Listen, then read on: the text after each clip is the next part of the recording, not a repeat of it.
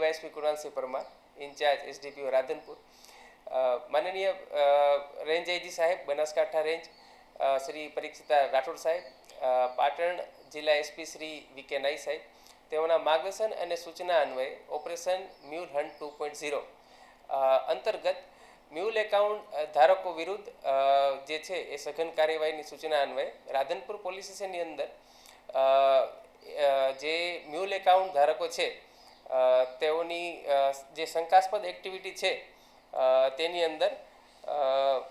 ભારત સરકારના સમન્વય પોર્ટલ તેમજ એનસીસીઆરપી પોર્ટલની મદદથી 2 એકાઉન્ટ ને શંકાસ્પદ લઈ શંકરભાઈ નેમાભાઈ ઠાકોર તેઓનું હારીજ નાગરિક સહકારી બેંક લિમિટેડ તેમજ બંધન બેંક સમી ખાતે જે કરંટ એકાઉન્ટ છે તેની અંદર કુલ 196 કરોડના શંકાસ્પદ ટ્રાન્ઝેક્શન નોંધવામાં જણાઈ આવેલા હતા. તેઓ આ ટ્રાન્ઝેક્શન દેશના વિવિધ રાજ્યોમાં 38 જેટલા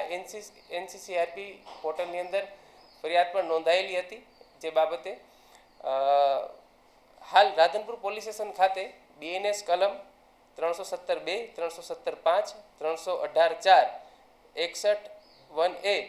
તેમજ આઈટી એક્ટ 66D મુજબ ગુનો નોંધી જે આરોપી શંકરભાઈ નેમાભાઈ ઠાકોર રહે રાધનપુર તેઓને અટક કરવામાં આવેલા છે.